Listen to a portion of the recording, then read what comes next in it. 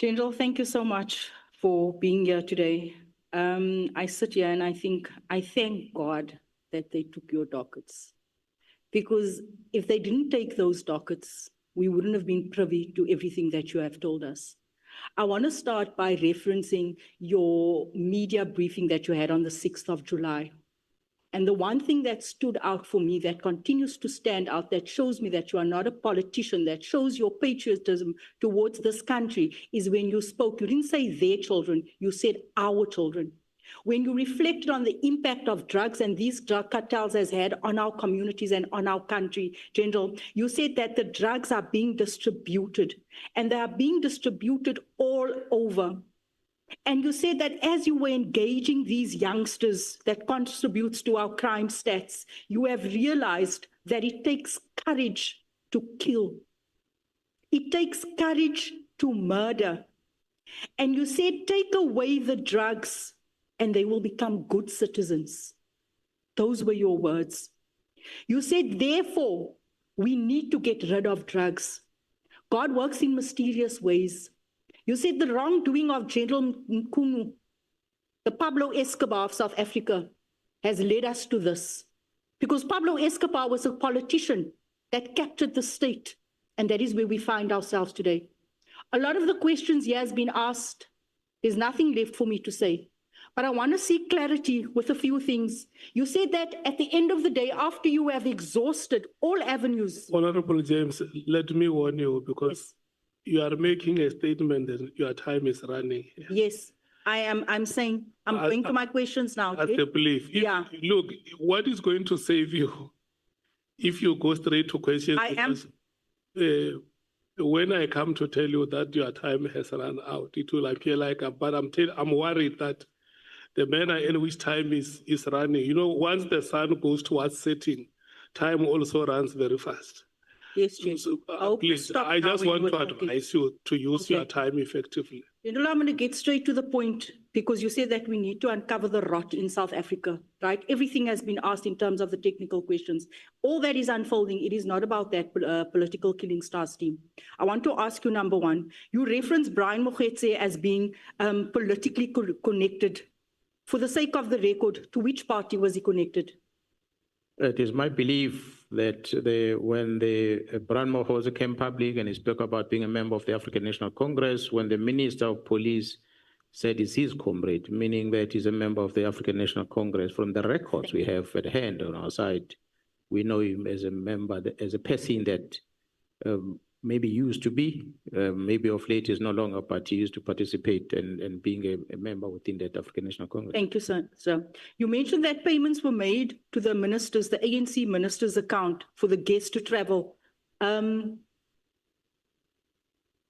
mentioned January 8th celebration. What is January 8th? The payments were not made to the minister. The payments were made to the account that Mkhwanazi provided to Matlala in relation to the payment of the transportation accommodation of the guest of the minister to the January 8. January 8 is well-known gathering of the African National Congress that takes place the first week of January in a year. And I think it used to be done on the 8th of January. That's why I adopted the name. Although this was not on the 8th of January, it was the weekend after the 8th.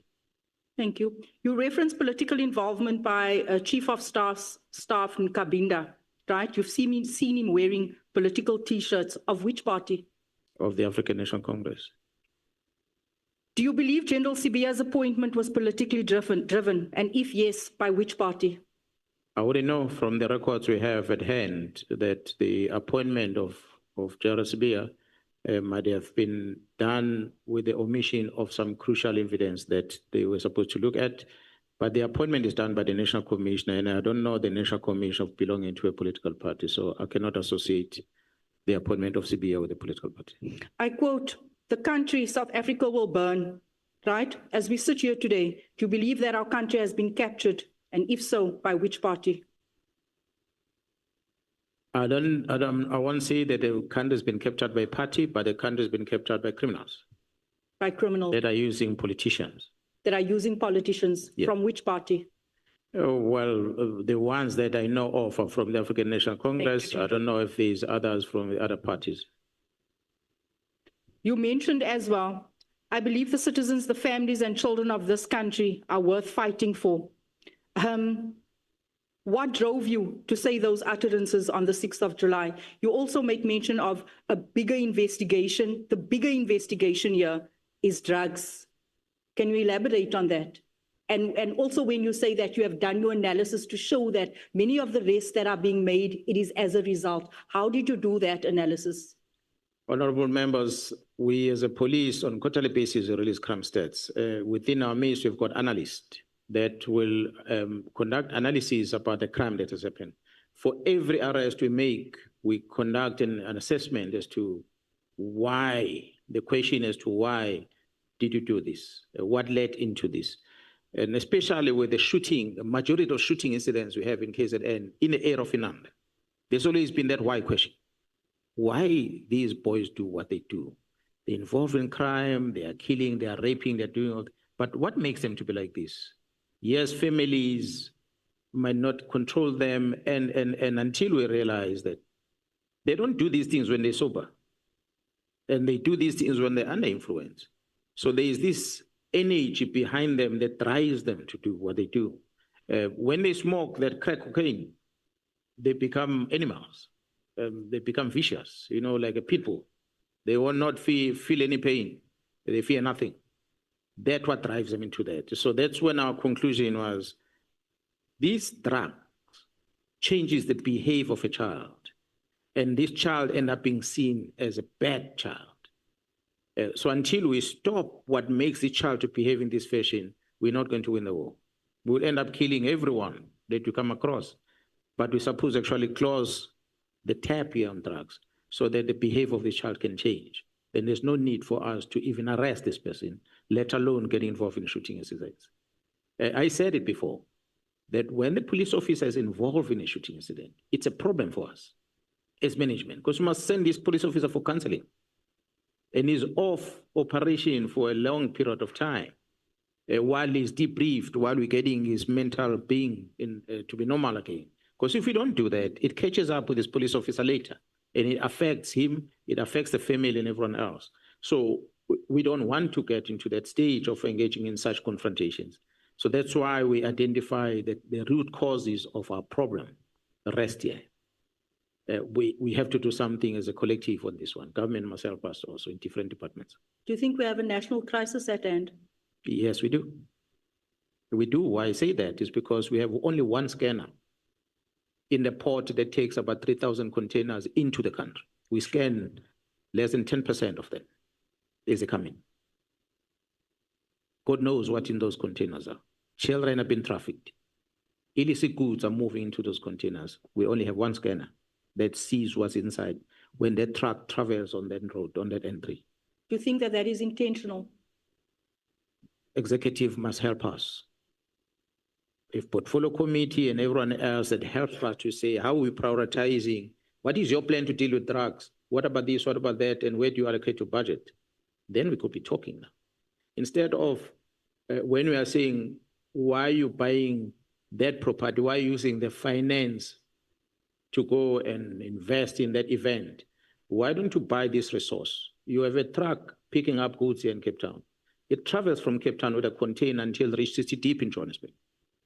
It passes 10 roadblocks on the road because there's a lock on the back of that container. It doesn't get searched. Nobody opens it. It leaves Cape Town 1,500 kilometers to Johannesburg without being searched.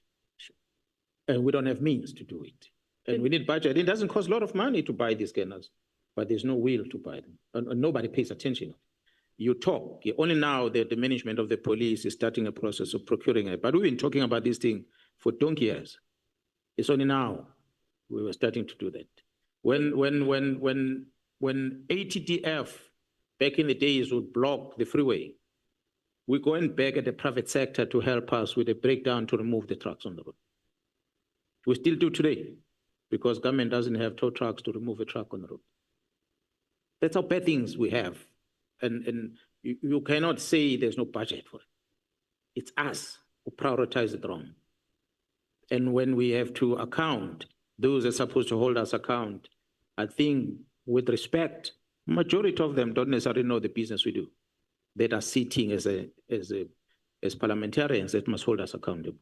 If you don't understand the business of the department that you are managing, you take Mkhwanazi, you say he must be a member of parliament and he must hold a department of minerals and energy accountable. I've got no clue what it takes to start a mine. So I want to hold people accountable about their safety and everything in the mine, because I have no clue.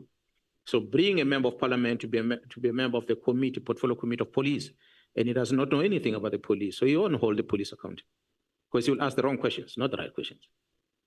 And then we get away with, and we look as if we are doing something and yet we're not doing anything. Thank you, General. Do you want to please explain to us what is the difference for purposes of the record and just to clear it with South Africans as well, the difference between intelligence, the division within SAPS, intelligence and counterintelligence? The counterintelligence is a section within the division whose job is to look at us and look at the bad things and be able to establish if there's any risk, possible involvement in criminality by some of the officials within the police and other environments. That is counter. So they are proactive in doing things. Intelligence made out of different sections. Like I said, there are analysts, there are those that are giving you information up front, and they share things with you. And most of the time, counterintelligence detect things before they happen.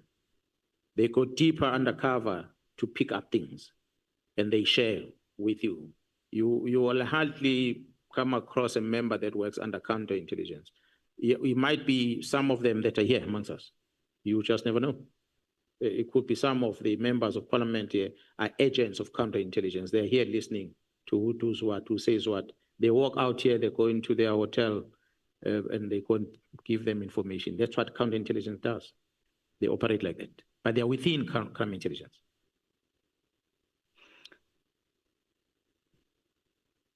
I want to ask, we know a lot about the composition, the mandate, the motivation, the case types, the dockets, how many there were, about the political killing stars team, right? We don't know much about the counterintelligence team. And that is actually where the focus should be at, because that is where all the chickens are going to come home to roost. What is the key case type that is being registered with that operation? Counterintelligence, most of the cases they deal with organized crime cases. The unfortunate part, whatever they do gets accounted to the Joint Standing Committee of Intelligence.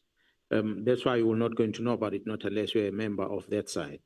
When we have questions about the lack of intelligence, you make an example of about what happened in the rout of 2021. The question should be asked, where was counterintelligence on that? What was their role in preventing such from happening? And did they warn? Because they are supposed to warn. Did they warn us about this? If they did, where's the evidence of that? And what did we do about it? You're going to get that deposited within that structure, because that's where they report, that's where they account. They are totally all working on the covert side of things. That's why you will not know it easily in public on what they do.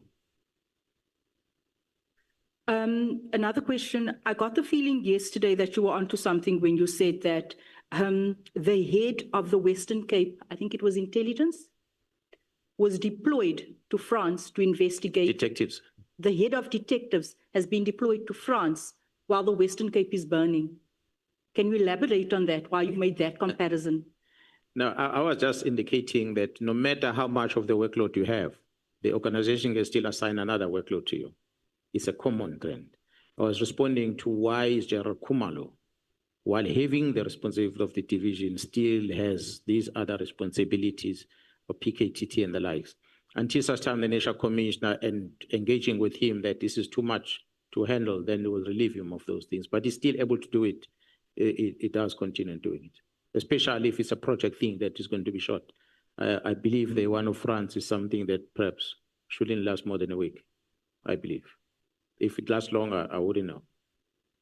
General, since you were operating at national level at some stage, I cannot help but also wonder, if my memory serves me right, I think it was 612 victims formed part of the political killing stars team. Am I right? People that were murdered. The cases. Cases. Yeah, over 600. Over 612 yes. murdered, and a task team was established. No. The task team was handling that volume number of case dockets. The team would have been established with less of the number of. With less. Yes. And But as they were working, they were picking up a lot of cases. Some of them are not necessarily political, but parallel to those or ad hoc cases.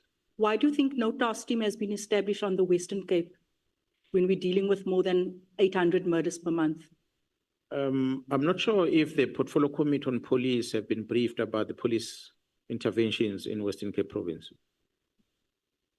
In as far as I could remember way back, and I will invite the Portfolio Committee Chair to maybe demand the financial expenditure and all the interventions that the police has ever done in the Western Cape for the past 10 years, if you need to.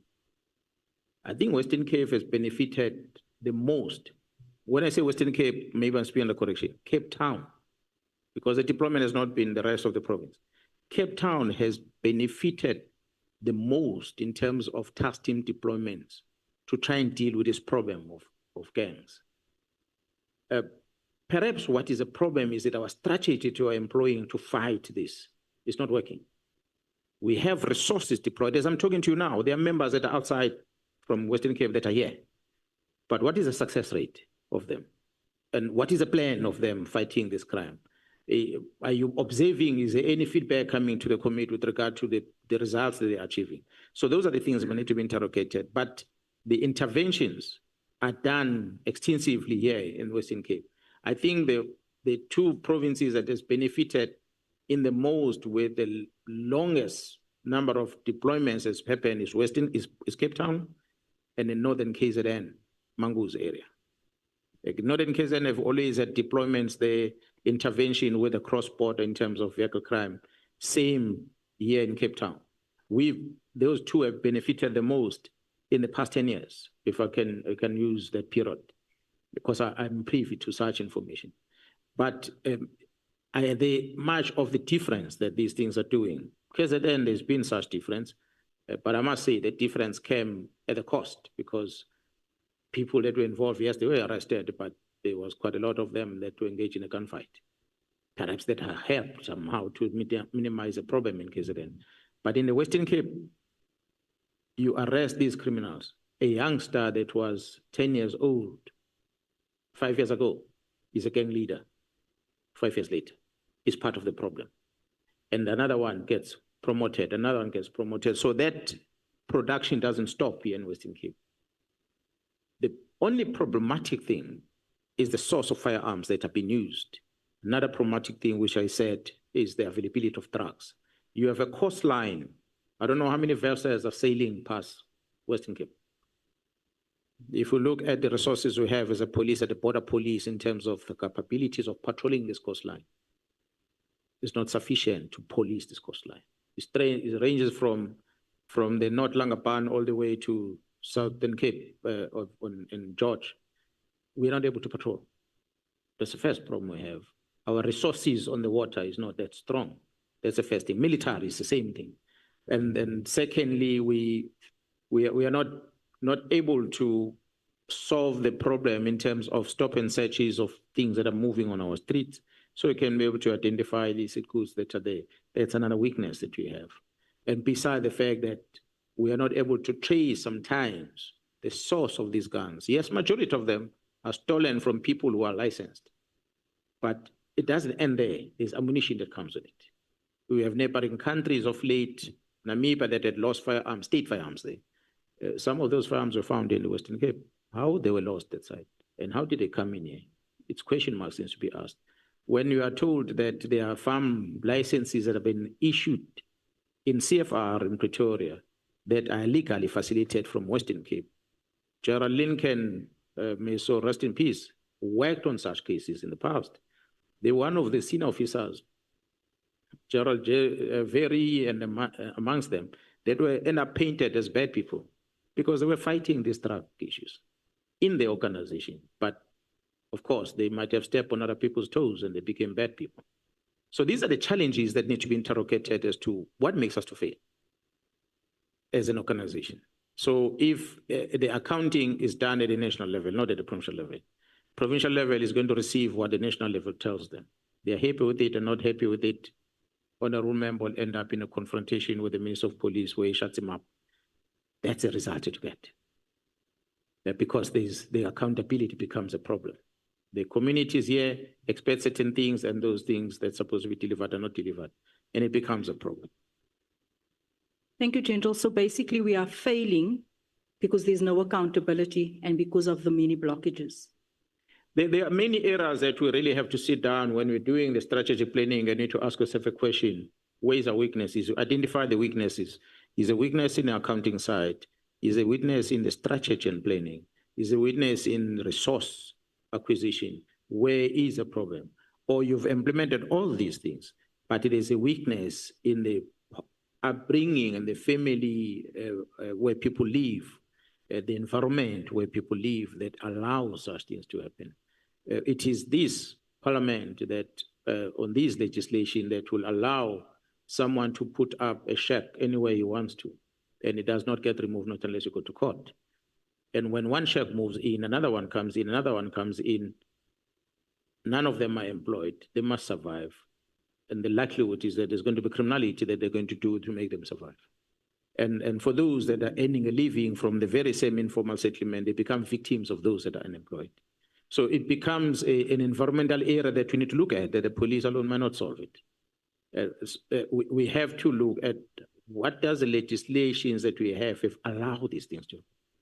Because the number of informal settlements we see nowadays, as compared to back in the days, you go to the rural areas, the vast of lands that are left untouched, because people have left those lands and went to the city looking for greener pastures, it creates an imbalance in the country. And we see it with the level of crime. All our crimes are centralized in the big cities where people are chasing employment. Johannesburg, Durban, Cape Town. Walk out of that, you're going to find peace. General, you may be asking, why am I asking all these community-based questions? Because when you said drugs are distributed and they're distributed all over, these cartels are operating, I'm trying to see if there's a link to what is unfolding in our communities. Hence my questions. Does it make sense to you? Yeah, no, it does. I also want to say, on the 6th of July, when you made that briefing, took that unprecedented stance, what in the back of your mind, surely you had an objective and you thought that, like I said earlier on, all avenues has failed me. Sitting here today, do you believe that we have taken the right approach in terms of establishing this ad hoc committee as well as the Madlanga Commission? Do you think that we will yield any results favorable to South Africans and basically to the news that you broke?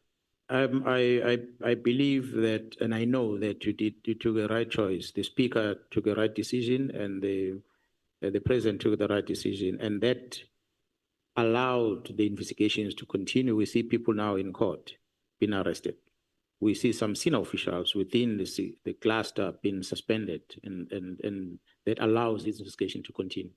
Had that not happened, and I must say again, had it not happened, we would have picked up bodies by now, because the war was imminent within the security people.